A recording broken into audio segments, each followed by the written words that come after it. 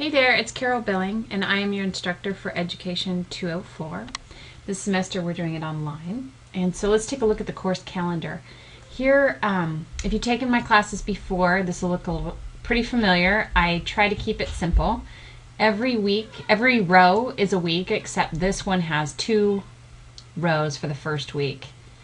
And I give you the date of the week I'm talking about here.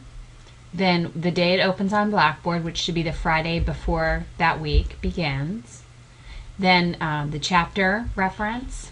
And then this column is for where you should be with your observation. This course has 10 hours of observation that are required in a K-12 classroom with a certified teacher. And so this kind of helps you keep on track with where you should be in scheduling that project. Then these are your Blackboard tasks, or basically your assignments, so you can check them off as you do them. And once you've checked them here and, of course, did them in Blackboard, you can rest assured you've met the requirements for the class, which is helpful. I hate it when a teacher makes it hard to figure out what's due every week, so I try to keep that really clear and simple. And then your deadlines are always Monday at 5 o'clock. And so these dates should all be Mondays at 5 o'clock. If I've got a typo, please let me know. But basically, I give you not until the 3rd for the first 2 weeks of coursework, because I have people that add late. But I should see when I go in Blackboard that I should see you getting these things done, even though they're not done until the 3rd. If I was in the class, I would be getting these first 2 rows done the first Monday, even though it's not due till the 3rd, to pace yourself. Okay, also in Blackboard here, in the Blackboard tasks, I've highlighted things related to the SIB.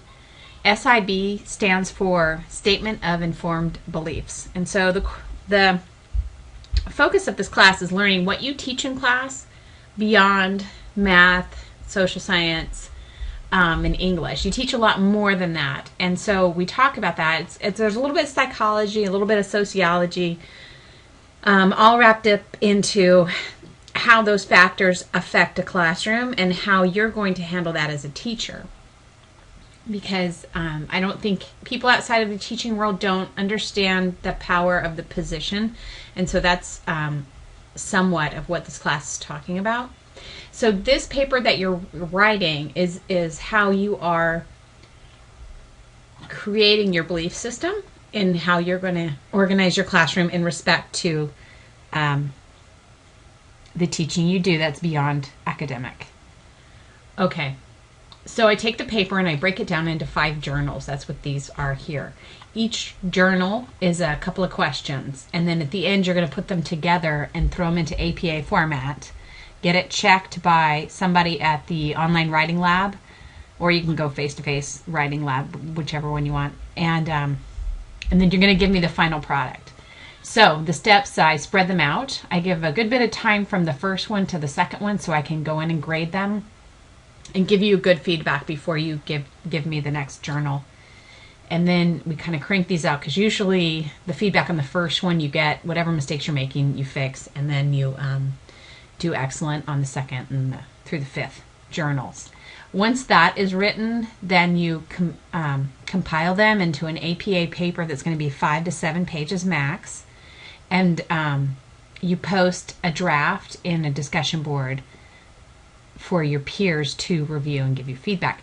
At this same time, you're going to also send it sometime between the 5th and the due date for the final one. You're going to send it in here somewhere to the online sometime.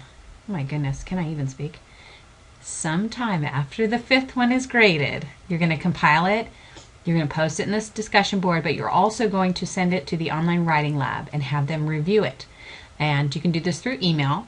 You need to budget enough time to get a response back from them and make the changes, and then have it ready here for this due date of May 12th.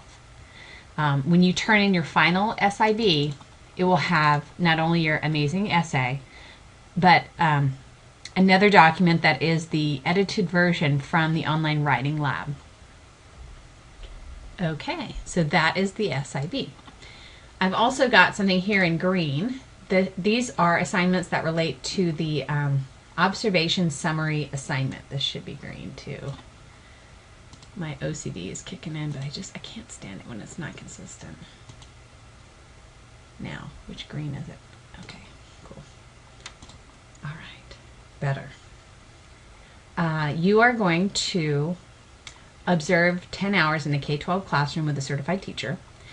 So about week 3, you're going to decide which school you want to do that. Week 4, contact the principal and the teacher. And I'm assuming that you've already done this for Education 202 and it follows the same guidelines. I put more details in the folder under assignments that's specific to your observation kind of project, essentially. And so I'll detail it out there rather than right here. And also call me on my office hour and we can talk through whatever questions you have. But basically you pick the school, you contact the principal, you can contact the teacher if it's someone you have a relationship with, but make sure that you also still contact the principal and keep that person in the loop, because you should do that. That's just, if I need to explain why, I will later, but not right now. You have 2 weeks to meet with the teacher and set up your observation hours, or you can set them up via email, however, whatever works better. Then I have a block of 2 weeks before spring break and 2 weeks after for you to get those 10 hours done. So any time in there, get the 10 hours done, and however you want to chunk it out, it's completely up to you and the teacher. Then you're going to have a week to post your peer questions, and in this wiki, you're going to ask other people in the class about their observation experience. So what do you want to know about their experience? You're going to, so that will essentially create a huge list of questions. From that list of questions, you're going to pick, I think it's 3 to 5 questions. I think it's 3. And you will create an observation summary assignment. Follows the same format as Education 202 if you've taken that with me. And then create that. You have 2 weeks to create that document, and then you post that here the week before finals. And then finals week, your job is to review and respond to other peer observation summary assignments. Read how their observation experience went and give them some feedback. And that is it. We don't have a cumulative exam. You have weekly chapter exams on all 12 chapters in the book. And once you see this book, you will understand why that is plenty. The chapters are thick. They are dense, and they take time to read. And I'm not trying to scare you, but I'm just being honest with you that that is why you don't see a ton of assignments here that go along with the chapter. Just reading the chapter and taking the weekly quizzes will take time because there's a lot in the textbook. So let's get started. I'm excited to see the semester begin.